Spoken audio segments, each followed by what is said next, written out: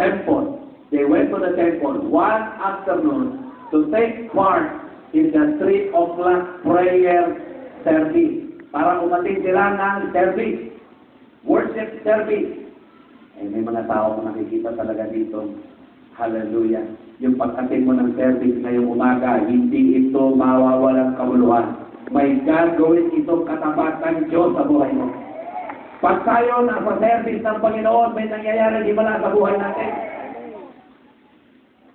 Afternoon pa ito, ha? 3 o'clock. 3 o'clock prayer service. Verse 2, ready, go. As they approached the temple, nung sila'y papalapit sa templo, a man lay lumpo from birth, mula sa pagsilang sa kanya, lumpo na, was being carried in. Each day, he was put beside the temple gate, the one called the Beautiful Gate. Isipin mo, mula nang ipanganak to, araw-araw, dinadala siya ng mga kamag-anak niya doon, Sister Irene, doon sa tabi ng gate ng temple, para lang manghingi. Manghingi. Nabuhay siya sa paghihingi. Minsan, mahirap itong ganitong klase buhay. Yung nabubuhay ka sa panghihingi, may kausap po ba ako? May kausap po ba talaga ako? Patawarin niyo po ako ngayon, ha? Medyo kakaiba itong revelation na ito. Pero gusto kong hindi na kayo ang manghihingi. Kayo na ang magbibigay. Sino kaya yun? Sino talaga yun? Ako nun. Alam niyo po, bigyan ko na kayo ng isang testimony. 4 days, ako nga sa susunod. Kasama ko si Diya, Abraham. Yung governor nila, doon kami pinakakain sa bahay nila. Gabi-gabi, nandun sa pagtitiko, nandun sa gawain. Sabi niya, Pastor, ang Sorsogon, kilala na isa sa pinakamahirap na probinsya. Pero sabi namin, go! Alam niyo po, kakaibang klaseng governor ito. Sa lahat ng governor na nakilala po, ito kakaiba. Ka-6 pala ito ni Mr. Glow. 6 months po pala yun, eh. Hindi ba kayo 6. Ako, di mate. Para sa bahay tayo, pwede na ako mag-6. Sabi na, Pastor Staples, ikaw pala yung asawa ni Sister Gloria. Sabi ko po. Ay, sabi ko na. Ay, let's bless. Pero sabi namin, Dok, ay, go. Ay, go ba? Lagi ako napapadok, ay, go pala, go. Walang alalay, walang bodyguard. Ang mga bodyguard niya, puro babae. Puro babae. Puro babae. Sabi niya, alam mo ba ito?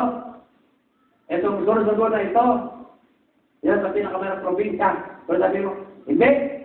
Iba kasi yung paniniwala ko, ang Sorsogon, ang magiging source. Wala ka nakarinig ka, ha? Source! Amen. Source! Bayan ko yan. Alam niyo ba yung ibig sabihin ng Sogon? Sino dito sa Bicol? Bayan Ama ko na hindi. yan. Ano yan? Hindi ko talaga natin maintindihan.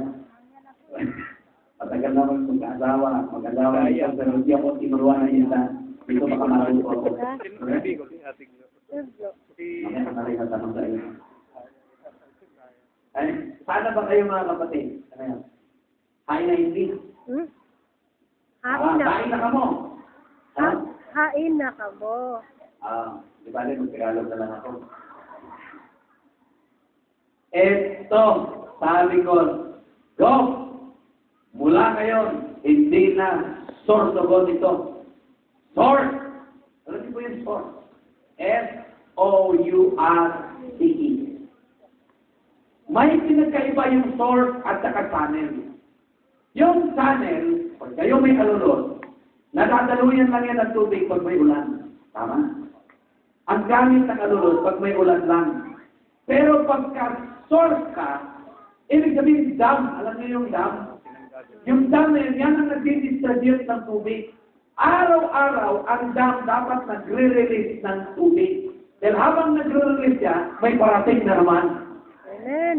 Ulitin ko po ha, habang nagre-release ang dam ng tubig, mayroong dumadating. Dahil pagka yan, walang may release na tubig, masisira yung dam. Ikaw sa po ba ako? Ganon din ang buhay ng mga mananampalataya. Tumataro kami sa pananaw na ganito, ang buhay mo, iniimbakan ng Diyos ng blessing. Kaya lang dapat maintindihan mo na doon sa blessing na yun, kailangan may release ka rin.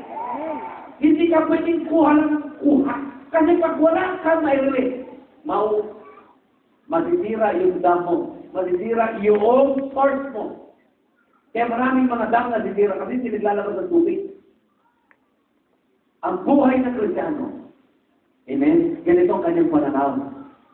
Amen? Ang source niya, amen? Ang source ng kanyang buhay na pinagkukunan ng kanyang buhay na lakas. Ready na ba kayo? Sa templo. Sa templo.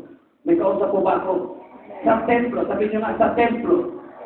Sa gawain ng Diyos. Doon ka lumalakas, Brother Roger. Doon ka nakakuha ng lakas, tatay. Doon ka nakakuha ng revelation.